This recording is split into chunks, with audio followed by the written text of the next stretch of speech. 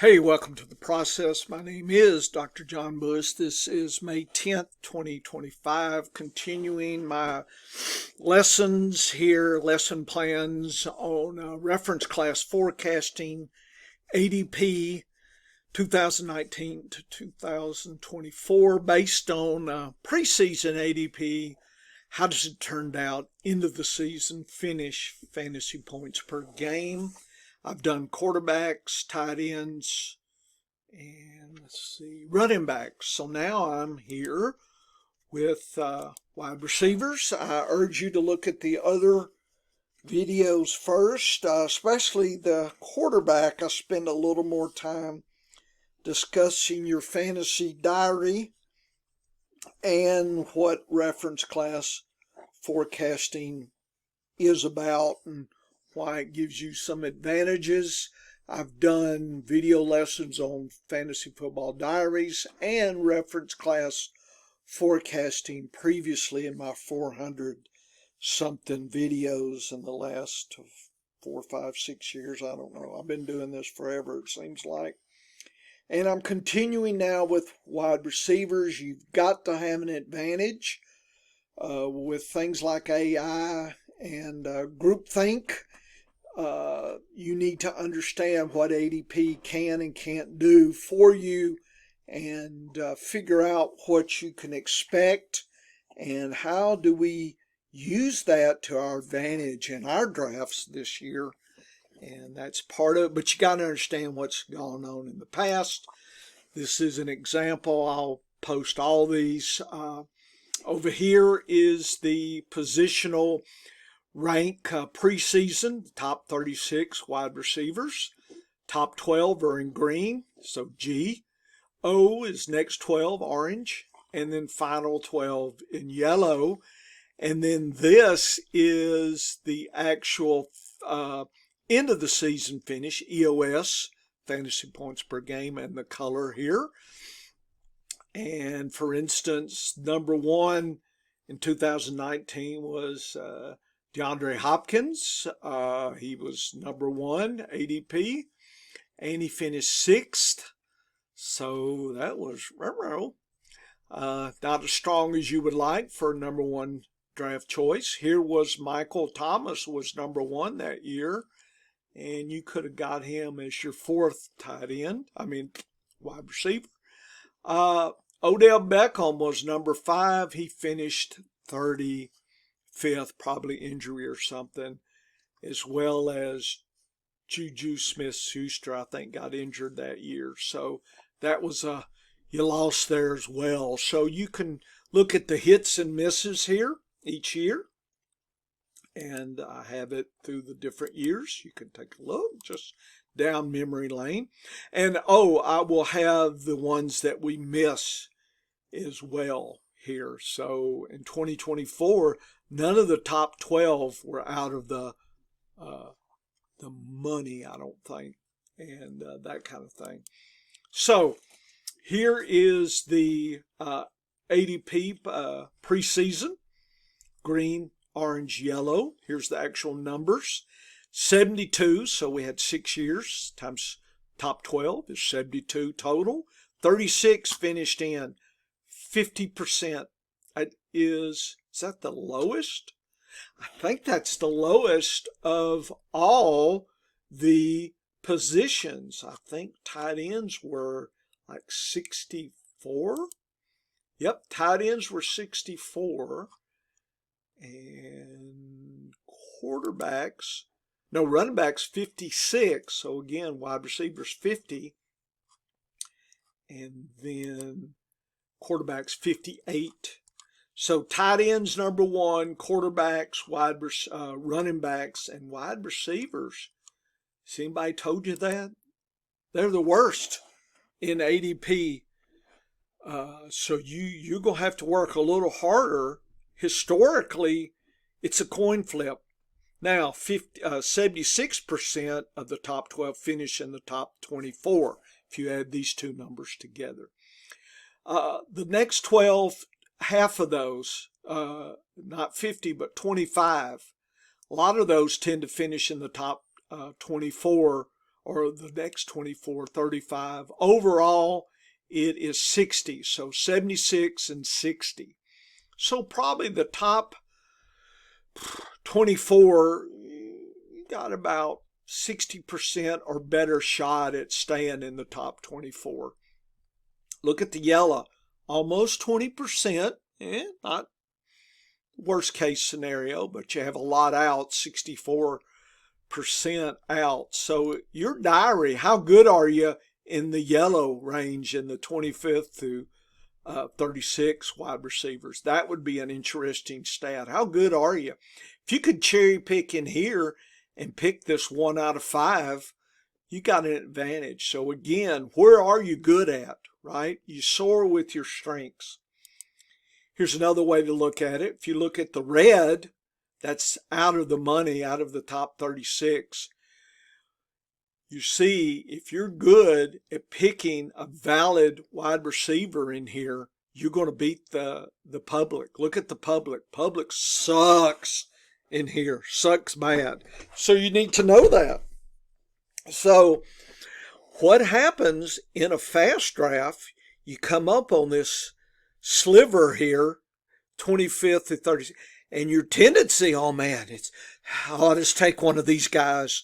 And you end up getting one of those really close to your pick there in the ADP, and look what you're drawing into, a loser. So you've got to have a plan. You need to have an early, a mid, and a late plan, folks. You cannot behave like this is happening down here. It's not. I know that. Well, what's your plan then? What's your diary say? Okay. Do you suck as bad as the public, or are you better than the public? You need to know that information. So now's the time. Here it's mid-May. You got an opportunity to start working your game here. But you need to know what's gone before. And again, you're saying, well, how come nobody else is talking about this? Huh? Well, must not be important. Well, look, what exists in Twitter and in fantasy football is what is selected for.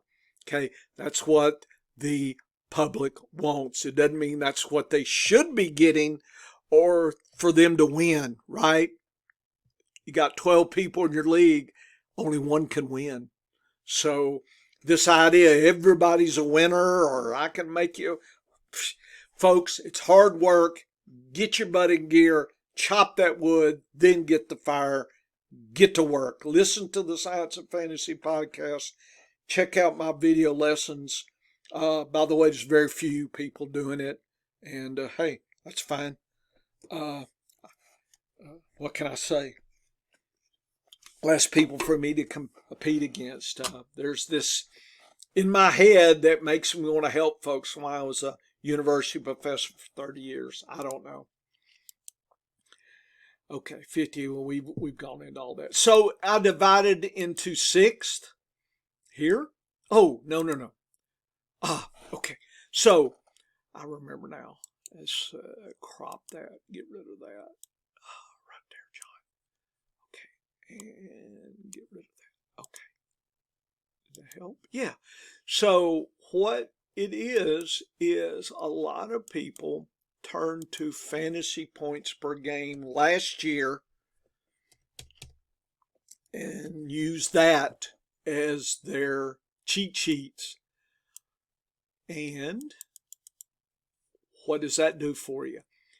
43 versus 50. The gap here is only 7%. Okay, so that's interesting, because if you look at tight ends, let's look at tight ends for this. The gap here is 12%, so it's higher with tight end. With running backs, it's what is that? 9? Yeah, 9. So it's still higher. And no, right here. Fantasy points per game, 6. There's not much difference here between ADP. So I think quarterbacks and wide receivers, I think there's an advantage here, and I bet wide receivers who were in the top 12 fantasy points per game and are in the top 12 ADP probably are really solid at this point. But if you don't know that there are, like, tight ends are not so good, there's not an advantage at looking at fantasy points per game. So you need to know the differential there. So that's something this data can tell you. Figure out how to make that work for you. Okay, I divide by the top 6 here instead of the top 12, and I grab the numbers. Percentage-wise, you can see the top 6 are bringing home the bacon, not 100%, because they'd all be at 6 here. One year we had a 5. A couple years we had 4. So 3 out of 6 years we were 4 better. But the other 3 was 3 or better. So it's almost that 50%. It's a coin flip, folks. So that should make you worried a little bit. It should. And the next 12, we only had 2 years above the coin flip. So again, kind of lean. Red is out of the money. Notice we're starting to see a few years out of the money. And you can see here, boy, if you're picking wide receivers and you're in a fast draft and you're picking around your ADP where you're, you got a minute, I'll just pick one of these in the next 2 or 3. The public's missing, you're missing. Okay. So again, the plan you have here should not be the plan you have there. You've got to figure out these patterns. I also do an ADP pattern analysis where I look at the landscape and go into more detail about this. I'll maybe have that out in June or so for you. But anyway, stay tuned on that. Look at past years' ADP patterns if you want to see what I'm talking about. So percentage-wise, top 6, 60%. Notice we have improved by cutting the top 12 into the top 6 by 11%. 40% here in the next 6, 22. Look at this, 28. So folks, there's something going on here. 28 is not too bad from 19 to 24 versus 7 to 12. A lot more draft capital here. It almost looks like if I've got a draft pick and the 7th or worse wide receiver,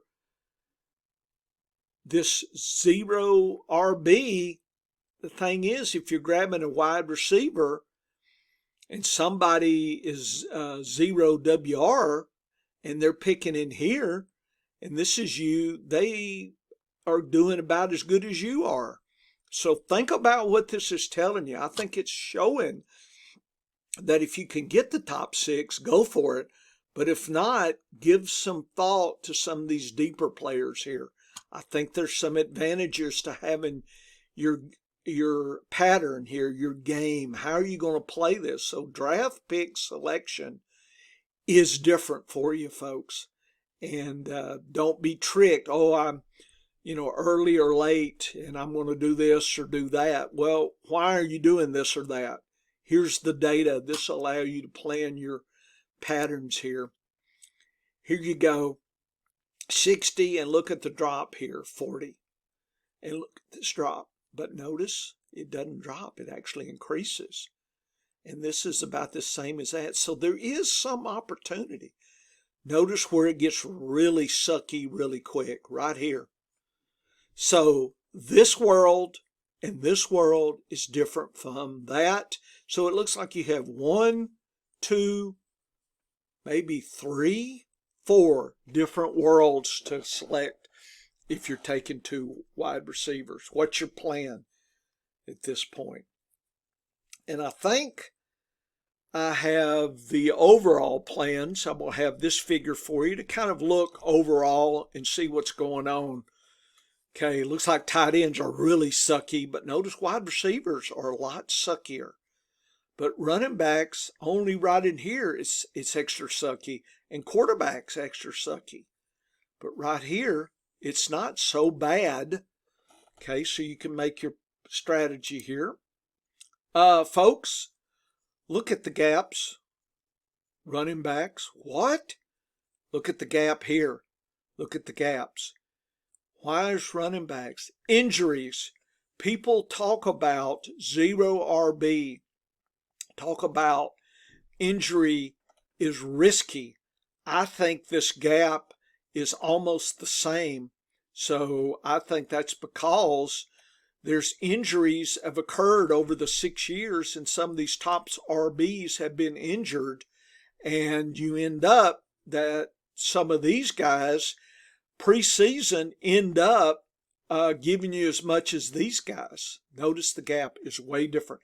Folks, I've never seen this data put visually like this to illustrate why running backs are going to be different than tight ends, quarterbacks, and wide receivers. Big difference in how you approach that. I don't think DMC has even seen this as well. We'll probably talk about this. We're doing our podcast the 11th of May, so I don't think he'll have time to see this secret data here. But now that I'm putting it out on film, it's not so secret here. Let's see, what did I do here? I was looking at outs, W's. Look right here. Look at the outs. Look how different it is. Running backs, folks, are a different situation versus wide receivers. Look at that. Okay, look at the difference in the outs here versus 26 to 36. Tight ends are almost the same. Quarterbacks are only a problem here. Running backs, you got a little problem here, but right in here it is a little better than wide receivers, actually. Look at the advantage. 10 out versus 25 out. Big difference. So there's something happening, and your plan here can't be your plan here. It's got to be different. So look at this data. I'll have the hard copies of all these out with the movies. We're having lots of fun, giving you lots of data here and analysis. There's gold here, folks. Very few will hear me, and that's fine. And but here it is. And my question to you is, how come your site is not telling you about secret stuff here? Here I am, helping you out, me and Dennis, trying to make you some money.